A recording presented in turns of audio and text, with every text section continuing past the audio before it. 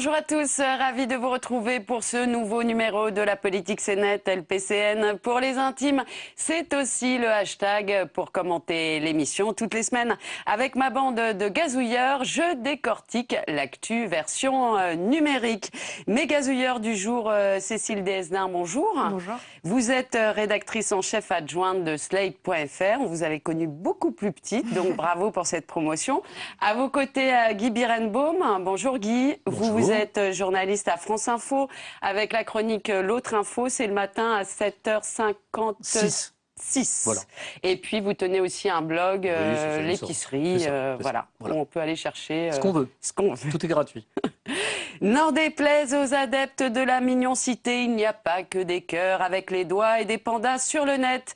Il y a aussi les haters ou les haineux, les trolls et les rageux. Tous ceux qui, à longueur de tweet ou de post, dénigrent, déblatèrent, voire harcèlent. Leur tête de turc, les people, comme Mélanie Laurent, les politiques, comme Christiane Taubira, ou de simples internautes. Plongés aujourd'hui dans le côté obscur de la force, dans les tréfonds des internets. Cécile, alors c'est quoi un hater, un haineux? Un haineux, comme son nom l'indique, c'est quelqu'un qui n'aime pas quelque chose, souvent qui n'aime pas beaucoup de choses, et qui l'exprime de façon très forte. Donc c'est des gens qui, sur Twitter, sur Facebook ou ailleurs, vont, dès que quelque chose va se produire, exprimer leur mécontentement contre quelqu'un ou quelque chose. Guy, ça a toujours existé ça? Ou est-ce que ça c'est une espèce qui s'épanouit particulièrement sur les réseaux? Mais non, je pense que ça existe dans la vraie vie, mais que c'est un tout petit peu compliqué de traiter quelqu'un directement dans un café, puisque moi j'ai tendance à penser que tout ça, depuis le départ, est un café du commerce absolument gigantesque. Le seul problème, c'est que là, l'horizontalité et le caractère numérique des choses fait que de derrière son écran et devant son clavier, c'est beaucoup plus simple de me traiter de con que de me le dire tranquillement, là, si on se croisait. C'est ça, en fait. Et puis, comme, les réseaux sociaux se sont beaucoup démocratisés, qu'il y a de plus en plus de gens, forcément, il y a de plus en plus de gens gentils, mais il y a aussi de plus en plus de gens méchants. Mais les réseaux, c'est aussi la culture de la réponse immédiate. Oui, donc, ça va trop vite. Ça va très très vite. C'est qu'en fait, parfois, certains ne réfléchissent pas vraiment aux conséquences de ce qu'ils disent et ne se rendent pas compte que de l'autre côté, en fait, y a des gens avec dans la chemise un petit cœur qui bat et qui peuvent être extrêmement choqués et blessés par ce qui leur arrive. Cécile, les opposants d'Internet mettent souvent en avant la question de l'anonymat, qui donne forcément un sentiment d'impunité. Et c'est une réalité, puisque les haters aussi, quelque part, ils peuvent ne pas montrer leur visage. Oui, je comprends cet argument. Et en même temps, il y a des gens qui font de la hate sans aucun anonymat. Sur Twitter, sur Facebook, il y a des gens qui ont leurs photos, leur nom, ce qu'ils font. Qui l'assument, en fait. Oui, qui l'assument, parce que la différence du hater par rapport au troll, c'est que... venir après, mais allez-y. Non, mais allez-y. C'est que le hater, il pense ce qu'il dit. Peut-être qu'il le dit très vite, qu'il réagit plus qu'il ne réfléchit avant de réagir, mais il pense, il y croit. C'est pas quelque chose qu'il fait purement pour le plaisir d'embêter ou de blesser la personne en face de lui. Il y croit vraiment. Alors que le troll, il va juste venir. Il n'est pas sincère, le troll. Le hater, pour moi, est sincère. Oui, il y a cette différence. Puis alors moi, je suis, bien qu'il m'arrive assez souvent tous les jours, j'ai un ou deux cons du jour, comme je les appelle, qui viennent m'emmerder, mais c'est la vie. Je suis totalement opposé à ces histoires de suppression de l'anonymat ou du pseudonymat, parce qu'il y a aussi les pseudonymes. Alors, il faut bien se rendre compte qu'on parle du même Internet que l'Internet qui a permis des révolutions, et que ces révolutions qui se sont faites dans les rues, mais qui ont commencé largement aussi sur les réseaux sociaux, elles ont été faites par des gens qui, s'ils n'avaient pas été anonymes, auraient été repérés, traqués, arrêtés. Donc, il y a même le sujet anonymat, pseudonymat, je pense que c'est un sujet pour... C'est un non-sujet, C'est un non-sujet. Justement, Guy, vous avez été victime, et vous êtes souvent victime de haters, pas seulement de trolls, parce que vous aussi, vous pouvez être troll. Oui, moi je peux faire l'idiot très facilement, mais bon, là, j'ai un procès en cours, mais alors moi j'ai de la chance, parce que la personne que j'attaque n'était pas anonyme. Donc j'aurais détesté, en fait, j'ai jamais fait de procès à personne. J'ai eu des procès quand j'étais éditeur, j'étais mis en examen souvent, mais moi j'ai pour principe de ne pas poursuivre. Mais là, en l'occurrence, c'était un vrai moment particulier dans ma vie avec une vraie insulte antisémite, et j'ai considéré que ça ne pouvait pas passer et que j'allais faire un exemple. Alors, il se trouve que j'ai du bol parce qu'il l'a fait sous son nom et c'est quelqu'un qui agit publiquement. Alors après, c'est compliqué parce qu'il se planque à l'étranger, etc. Mais on ira le chercher s'il le faut, avec les dents. D'accord, donc c'est en cours. C'est en cours et c'est chez le procureur et chez le juge, absolument. Cécile, qui sont les victimes des haters, alors les gens médiatiques, hein, et notamment, on a vu Mélanie Laurent. Pourquoi Mélanie Laurent? Alors, Mélanie Laurent... Comment on choisit sa tête de turc, là franchement, c'est difficile à savoir. Pourquoi est-ce que c'est tombé sur Mélanie Laurent à ce point plus que Marion Cotillard, qui a aussi ses haters. Aussi, mais elle s'en prend quand même plein la gueule. Mais pas, Mélanie Laurent, il y a vraiment quelque chose autour d'elle, quoi. C'est la dernière chose en date, c'était cette vidéo sur le Tumblr Mélanie Laurent is curious of everything.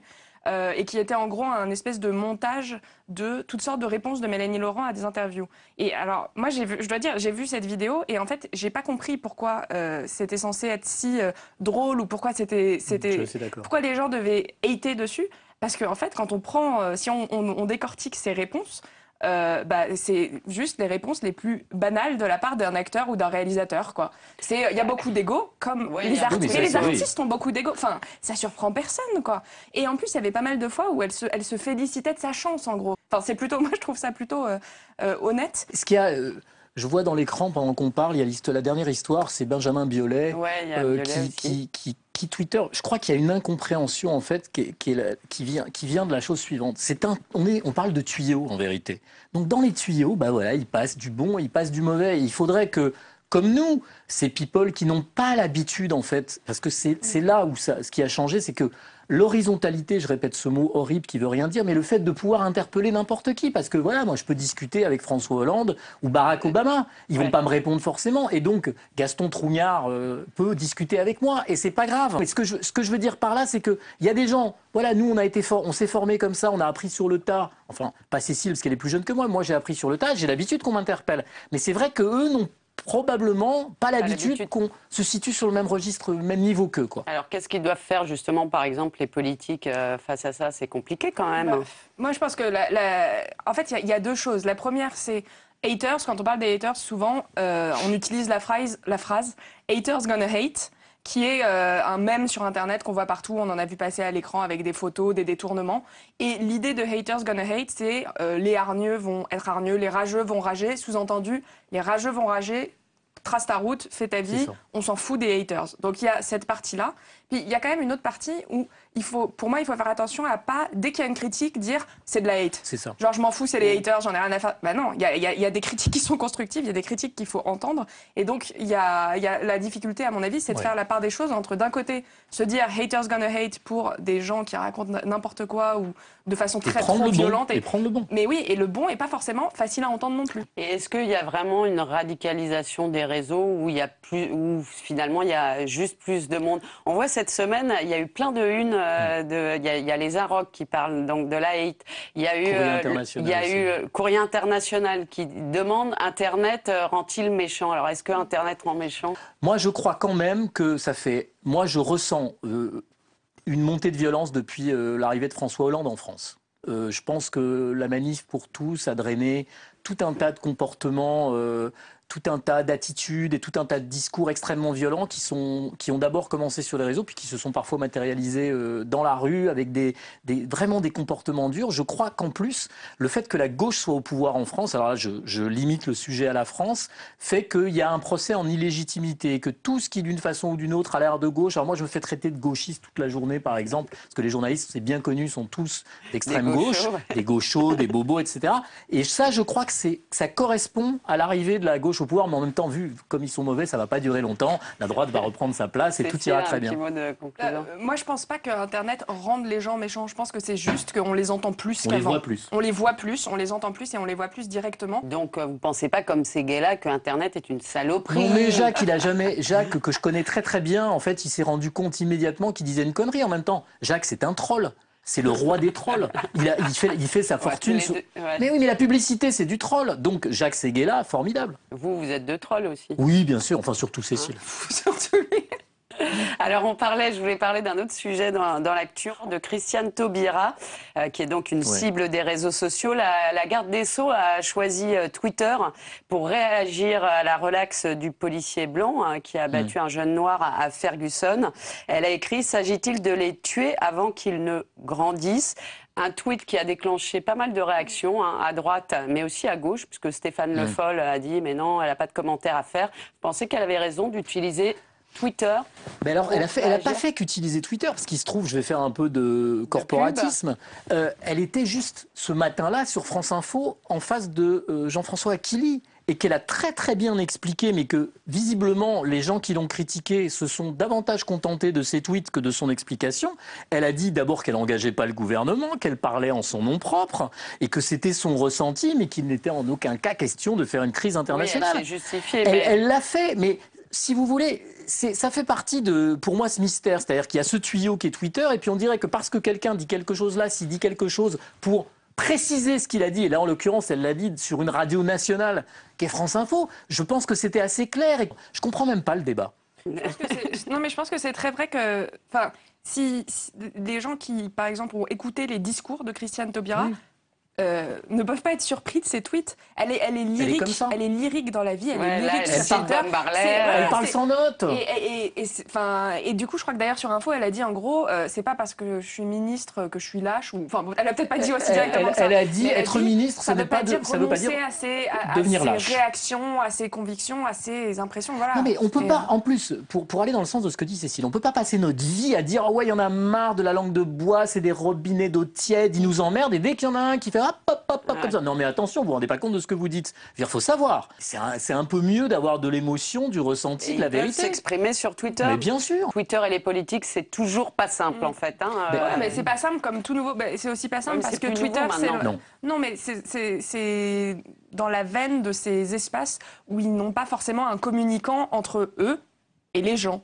Donc il y a les risques qui vont avec et il y a les moments intéressants qui vont avec, comme celui d'une parole. Je pense que, c'est Christiane Taubira, elle a sûrement réfléchi avant de tweeter ça. Mais voilà, elle a une parole plus franche dessus. Non, mais il y a deux sortes de politiques. Il y a ceux qui font vraiment eux-mêmes, qui sont leurs propres community managers, et puis il y a ceux qui ne tweetent pas et qui ont effectivement un chargé de com qui tweet leur agenda. Ouais. Alors c'est super intéressant, je suis là.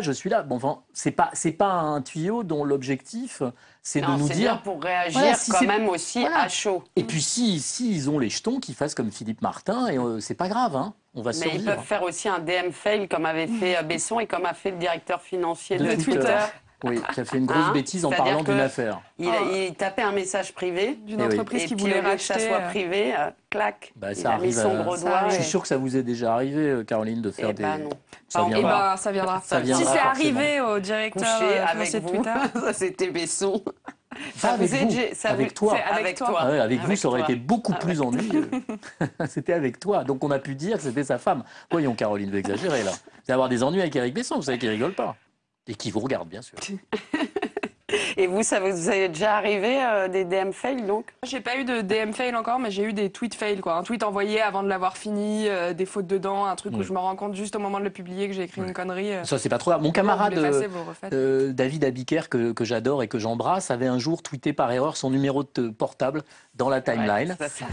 Mais alors, les gens étaient super sympas. En fait, il n'a pas eu tellement d'emmerdes.